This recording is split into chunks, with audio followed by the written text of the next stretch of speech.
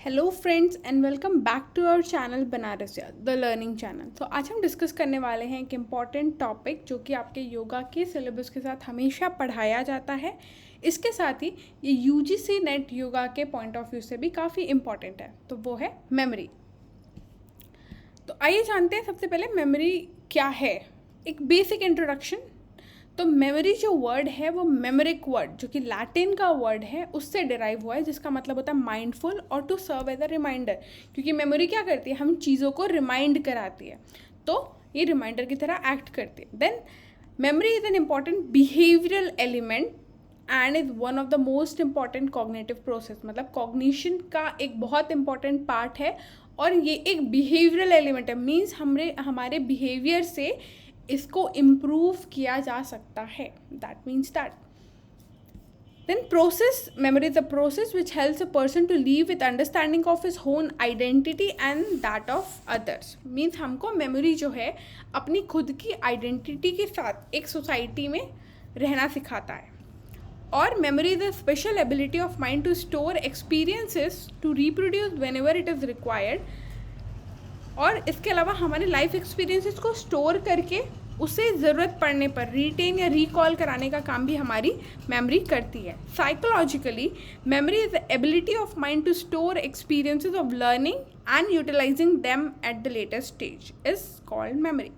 सो memory psychology के according क्या है, हमारी एक्सपीरियंसेस का एक स्टोरेज है जो कि हमको जो भी हमारी सीखी हुई चीज़ें हैं उनको स्टोर करने में मदद करता है और ज़रूरत पड़ने पर उनको वापस हमको रिमाइंड कराता है। इसके अलावा मेमोरी के फंक्शंस क्या क्या हैं? To preserve our sense of who we are, तो हमारी आइडेंटिटी को प्रिजर्व करने का काम करता है। मेंटेन इंटरपर्सनल रिलेशनशिप, यानी कि हमको लोगों से कनेक्ट करने में मदद करता है। Then helps in problem solving and decision making, हमारी प्रॉब्लम्स जो डे टू डे प्रॉब्लम्स होते हैं उनको सॉल्व करने में मदद करता है, प्रॉब्लम सॉल्विंग में हेल्प करता है। और डिसीजन मेकिंग में कि हमको हमारे अकॉर्डिंग, क्योंकि हर किसी का मेमोरी लाइफ एक्सपीरियंसेस अलग होता है, तो हर किसी का डिसीजन मेकिंग पावर और परसेप्शन जो है वो वेरी करता है। Then definition. The most preferred definition for memory has been given by Reburn and Woodworth and Marquis. तो Reburn ने बताया, Reburn stated that the power that we have to store our experiences and to bring them into the field of consciousness sometime after the experience have occurred. तो memory क्या है, एक ऐसा power है जो कि हमारे एक्सपीरियंसेस को स्टोर करता है और हमारे कॉन्शियसनेस में कहीं स्टोर करता है, और ज़रूरत पड़ने पर वहाँ कॉन्शियसनेस से वो हमारे एग्जिस्टेंस प्रेजेंट कॉन्शियसनेस में उसको लेकर आता है। Then Woodworth and Marquis stated that memory consist in remembering what has previously been learn. मतलब जो कि आपने अपने लाइफ में अब तक सीखा है उन सब को रिमेंबर कराने का काम हमारी मेमोरी करती है। देन मैकेनिज्म ऑफ मेमोरी, तो मेमोरी कैसे सेव होती है या हम कैसे चीज़ों को सालों साल हर समय सेम एग्जैक्ट चीज़ एक्यूरेसी के साथ चीज़ों को जान पाते हैं या रिमेंबर कर पाते हैं। तो बेसिक मैकेनिज्म है कि हम जो भी एक्सपीरियंस करते हैं, जो भी लर्न करते हैं, वो क्या करता है, हमारे ब्रेन में इलेक्ट्रिकल एक्टिविटी थोड़ी सी अल्टर करता है, न्यूट्रल सिनाप्सिस में कुछ चेंज लाता है। न्यूरल सिनाप्सिस में न्यूरॉन्स के न्यूक्लियाई में जो आरएनए होता है उनमें चेंजेस लाता है, ठीक है। और ये सब मिल करके क्या करते हैं, एक इम्पैक्ट छोड़ते हैं जिनको हम कहते हैं हाइपोथेटिकल ट्रेस, मेमोरी ट्रेसेस, जिसको टर्मिनोलॉजी के सेंस में हम कहते हैं एनग्राम। मतलब हमारी मेमोरी जो है, हमारी लर्निंग जो है एक छाप छोड़ती है, उस छाप को हम कहते हैं एनग्राम। और वो एनग्राम कैसे बनता है, जब आपके ब्रेन के न्यूरॉन्स जो सेल हैं उनमें इलेक्ट्रिकल एक्टिविटी चेंज होती है, उनके कनेक्शन में कुछ सिग्निफिकेंट चीज़ें रिलीज या सिक्रीट या इनहिबिट होती है, आपके न्यूक्लियाई में कुछ चेंज आता है, तो वो सब क्या करेंगे, उस इम्प्रेशन से उस मेमोरी को स्टोर कर लेते हैं, कंसोलिडेट कर लेते हैं। इसीलिए हमारी मेमोरी को एक कॉम्प्लेक्स प्रोसेस माना गया है जिसमें कि लर्निंग, एसिमिलेशन, रिटेंशन, रिकॉल और रिकॉग्निशन जो है ये फैक्टर्स बताए गए हैं। अब steps in memory, memory process में क्या क्या स्टेप्स होते हैं, ठीक है। तो यूजीसी नेट योगा के पॉइंट ऑफ व्यू से एक बहुत इंपॉर्टेंट क्वेश्चन है, ऑल्दो उसमें 3 ही ऑप्शंस आते हैं, बट ये आपको जानने की ज़रूरत है। तो फर्स्ट स्टेप जिसको हम एनकोडिंग या एसिमिलेशन कहते हैं। इसका मतलब है जो भी आपके सराउंडिंग से, आपके इन्वायरमेंट से आपको स्टिमुली मिल रही है या सिग्नल मिल रहा है, वो सबसे पहले आपके सेंसेस लेते हैं। आँख, नाक, कान, स्किन, ये सारे क्या हैं? ये आपके सेंसरी स्टिमुली है। यही क्या करते हैं? बाहर के वातावरण से आपके सिग्नल को लेंगे, ठीक है। अब ये सिग्नल क्या होगा? सिग्नल तो ले लिया गया, अब इसे स्टोर किया जाएगा। तो सेकेंड स्टेप क्या हो गया? Retention. Informations are retain properly in the form of mental impression, जो कि हमने देखा एनग्राम्स के फॉर्म में चेंजेस लाके उन्हें स्टोर कर दिया जाता है। और यहाँ पे एक इंपॉर्टेंट फैक्ट है कि all information can not be retain in the memory but can be done with rehearsal. जैसे हम बोलते हैं ना, हमें तो चीज़ें सारी याद नहीं होती है, एग्जैक्टली याद नहीं होती, बट अगर हम प्रैक्टिस करें तो वो सारी याद रह सकती है, ठीक है। देन थर्ड स्टेप, अब कोई इन्फॉर्मेशन आई, स्टिमुली आया, हमने उसे सेंसरी बेसिस पे ले लिया, अब ब्रेन ने हमारे इसको रिटेन कर लिया, मतलब सेव कर लिया अपने में। अब क्या होगा? ज़रूरत पड़ने पर वापस लाने का काम, रिट्रीवल और recall, the process of memorisation और रिकॉलिंग, मतलब ज़रूरत जब भी पड़ेगी उस पर्टिकुलर इन्फॉर्मेशन की। फॉर एग्जांपल, कोई बच्चा अगर साल भर पढ़ता है तो एग्ज़ाम के समय क्या होगा? अगर साइंस का एग्ज़ाम है तो साइंस जो उसने पढ़ा है, वो सारी साइंस की पढ़ी हुई चीज़ें, जो इन्फॉर्मेशन है, वो सारी वापस आएगी, वो सारी ब्रेन रिकॉल करेगा। ना कि साइंस के एग्ज़ाम के दिन मैथ्स की रिकॉल करेगा, क्योंकि उसको पता है कब कौन सी इन्फॉर्मेशन की ज़रूरत है। And last but not the least, recognition. ये इससे भी, रिकॉल से भी इजी प्रोसेस है, बिकॉज इसमें क्या होता है? सिर्फ डायरेक्ट रिकॉलिंग होती है, मतलब हमको चीज़ें याद होती है, बस हमारे टर्म में नहीं आती है, या हम बोल सकते हैं कि याद है पर हम बता नहीं पा रहे। जैसे हम बोलते हैं ना, हिंट दे दो, ठीक है, कोई हिंट से कोई चीज़ आपको याद आ जाए, तो दैट इज़ रिकॉग्निशन। अब हम देखेंगे टाइप्स ऑफ मेमोरी।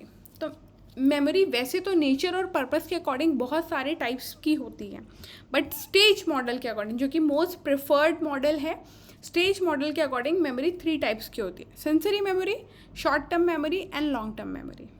तो हर एक मेमोरी जो है उसके स्पेसिफिक फीचर्स हैं और ये स्पेसिफिक फंक्शंस परफॉर्म करती है। तो सबसे पहले है सेंसरी मेमोरी। सेंसरी मेमोरी क्या है? नाम से ही समझ आ रहा है, सेंसरी यानी कि सेंसेस इन्वॉल्व हैं। तो सेंसरी मेमोरी जो है उसकी कैपेसिटी काफ़ी ज़्यादा होती है। फर्स्ट एनकाउंटरिंग मेमोरी इसे कहा जाता है, ठीक है, क्योंकि सबसे पहले इन्फॉर्मेशन जो है इस मेमोरी के पास आती है। और एटकिन एंड शिफ्रिन ने ये बताया था कि शॉर्ट सेंसरी मेमोरी जो वो बहुत छोटे ड्यूरेशन के लिए होती है, ठीक है, और ये एंट्री एरिया होती है मेमोरी का, और इसे हम वेटिंग रूम ऑफ मेमोरी भी कहते हैं। और short term sensory memory is memory system that registers information from each senses. और इसीलिए क्योंकि सारे सेंसेस या इंद्रियों से इंफॉर्मेशन को लेती है, इसको सेंसरी रजिस्टर्स भी कहा जाता है। और सेंसरी रजिस्टर्स जो है वो डिफरेंट सेंसेस के अकॉर्डिंग डिफरेंट टाइप्स के हैं। फॉर एग्जांपल, विजुअल सेंसर्स या विजुअल सेंसरी मेमोरी, जिसको हम आइकॉनिक मेमोरी भी कहते हैं, क्योंकि हमारे आँखों का काम क्या है? आँख हमारी एक इंद्रिय है, आँखों का काम क्या है? देखना। तो देखने से जो एक्सपीरियंस मिल रहा है या देखा हुआ जो चीज़ है वो आपकी सेंसरी मेमोरी है। जो फर्स्ट इंट्रैक्शन आप देखते हो कि हम कहीं घूमने जाते हैं तो हमें वो चीज़ याद रहती है, तो फर्स्ट इंट्रैक्शन किससे हो रहा है? आँखों से, विजन से, और वो सेंस जो है वो ब्रेन तक लेके जा रहा है, और ये 1 से 2 सेकंड की होती है जनरली। इसके अलावा ऑडिटरी या इकोइक मेमोरी जिसे हम कहते हैं, तो कान भी हमारा एक इंद्रिय है, सेंस है। तो कान क्या करता है? सुनने का काम करता है। तो जो भी सुनी हुई चीज़ों की मेमोरी होगी वो इकोइक मेमोरी होगी, सेंसरी इकोइक मेमोरी या इकोइक सेंसरी मेमोरी भी हम कह सकते हैं, जो कि 4 से 5 सेकंड तक की होती है, ऐसा माना जाता है। नेक्स्ट है हमारी शॉर्ट टर्म मेमोरी, क्योंकि हम स्टेज मॉडल पढ़ रहे हैं तो स्टेज के वाइज बताया गया। शॉर्ट टर्म मेमोरी सबसे छोटी, सेंसरी मेमोरी सबसे छोटी होती है, फिर शॉर्ट टर्म, फिर लॉन्ग टर्म। तो शॉर्ट टर्म मेमोरी जो है उसको प्राइमरी मेमोरी भी कहते हैं और वर्किंग मेमोरी भी कहते हैं, और ये इंटरमीडिएट पार्ट होती है किसकी? सेंसरी और लॉन्ग टर्म के बीच में आती है, क्योंकि ये और 25 से 30 सेकंड तक की इन्फॉर्मेशन को होल्ड करके रख सकती है। फॉर एग्जांपल, जैसे हमें कोई नंबर बताता है, जैसे हमें OTP ही हम आजकल जो यूज़ करते हैं फ़ोन्स में अलग अलग चीज़ों को लॉगिन करने के लिए, कोई चीज़ का ऑर्डर करने के लिए हमें OTP आता है, तो हम OTP के नंबर कैसे याद रखते हैं? 12345 12345, वो 20 से 30 सेकंड के लिए वो नंबर हमें याद होता है, ठीक है, that is short term memory. और जब वो शॉर्ट टर्म मेमोरी को लॉन्ग टर्म से रिट्रीव किया जाता है तब उसे हम वर्किंग मेमोरी कहते हैं। फॉर एग्जांपल, कोई PG का बच्चा है जिसने पोस्ट ग्रेजुएशन करनी है या कर रहे हैं जो लोग, ठीक है, तो जब हम पोस्ट ग्रेजुएशन करते हैं या आप स्कूल में भी देखेंगे तो हम जो स्कूल में पढ़ते हैं कॉलेज में आके वही चीज़ें बहुत एलैबोरेटेड फॉर्म में हमें पढ़ना होता है। तो वैसे ही UG में जो हम पढ़ते हैं उसी को PG में आके हम ज़्यादा ब्रॉडर लेवल पे पढ़ते हैं, ज़्यादा चीज़ों, ज़्यादा कंसेप्ट के साथ पढ़ते हैं, ठीक है। तो उसके लिए हमें जो बेसिक अंडरस्टैंडिंग है UG की 12th की वो आनी चाहिए। तो जब हम PG का पढ़ने के लिए 12th की या स्कूल की या अंडर ग्रेजुएट की मेमोरी को रीस्टोर कर रहे हैं, रिकॉल कर रहे हैं, that is our working memory, जो कि शॉर्ट टर्म मेमोरी का ही पार्ट माना जाता है। और in an average short term memory can hold limited number of items only. For example 7 + 2 - 1, तो शॉर्ट टर्म मेमोरी के लिमिटेड नंबर ऑफ आइटम्स ही वो होल्ड करके रख सकती है। ऐसा नहीं कि आप 10 नंबर बताओगे तो 10 नंबर एक बार में याद करेगी। No doubt rehearsal and chunking are the 2 methods from which short term memory can be enhanced. तो चंकिंग और रिहर्सल करके इसको इम्प्रूव किया जा सकता है। तो चंकिंग क्या होता है? Chunking is breaking down of things, जब हम चीज़ों को टुकड़ों में बांटते हैं। फॉर एग्जाम्पल, मुझे एक बुक पढ़नी है तो उस बुक को बुक की तरह ना लगे मैं चैप्टर्स में बांट दूँ। एक बुक में 10 चैप्टर हैं तो मैं एक एक चैप्टर में बांट दूँ, या मैं ये सोचूं कि रोज़ 2 पेजेस में पढूं। तो मैंने क्या की, उस बुक की चंकिंग कर दी, तो मुझे क्या हुआ, वो पढ़ने में आसान हो गई। और सेकेंड मेथड है रिहर्सल या फिर रिकॉल करने का। इसीलिए हम कहते हैं ना एग्जाम में बच्चों को कि आप पढ़ते जाओ, रिकॉल करते जाओ, लिख लिख के याद करो। ये सब क्या है? ये शॉर्ट टर्म मेमोरी को एनहांस करने या एलैबोरेट करने का तरीका है। Next we have our long term memory. Long term memory जो कि सबसे ज़्यादा ऑर्गेनाइज, सबसे ज़्यादा कैपेसिटी की और रिलेटिवली परमानेंट होती है, स्टोर करती है जो एक्सपीरियंसेस, ठीक है। और ये हमारी पर्सनालिटी, एनवायरनमेंट और लाइफस्टाइल को भी गाइड करती है। लॉन्ग टर्म मेमोरी 5 टाइप की होती है: declarative, semantic, episodic, procedural, implicit. Declarative memory क्या होगी? नाम में ही पता चल रहा है, डिक्लेयर कर रही है, कोई चीज़ को डिक्लेयर करना। तो क्या चीज़ें हम डिक्लेयर करते हैं? फैक्ट, जिसको हम चेंज नहीं कर सकते, सिर्फ हम बता सकते हैं। Name, date, rule, concept, events and positions, ठीक है। फॉर एग्जांपल, मेरे एक्स फ्रेंड का बर्थडे है, वो डेट है, ठीक है। फॉर एग्जांपल 26 जनवरी। तो क्या है वो? कोई पर्टिकुलर बर्थ डेट याद रखना या किसी का नाम याद रखना कि एक्स फ्रेंड का बर्थडे 26 जनवरी है, तो ये एक डिक्लेरेटिव मेमोरी है, ओके। इसके अलावा डिक्लेरेटिव मेमोरी को एंडल एंड टुल्विंग ने सिमेंटिक और एपिसोडिक में भी डिवाइड किया। ऑल्दो कुछ थ्योरीज मानती हैं कि semantic and episodic memory different है, बट एंडल एंड टुल्विंग के according semantic and episodic memory declarative का ही पार्ट है। तो सिमेंटिक मेमोरी क्या है? सिमेंटिक मेमोरी का मतलब है मीनिंग से रिलेटेड। जब आप कोई चीज़ का meaning, for example conceptual knowledge, meaning of word, symbol, idea, rules. जैसे कि मैंने बोला हॉस्पिटल, तो हॉस्पिटल से आपके दिमाग में क्या आया? Doctors, nurses, treatment, okay. Apple, तो एप्पल में क्या आया? Food ingredient which can be eaten, जिसको हम खा सकते हैं। रेड कलर का होता है, टेस्टी होता है।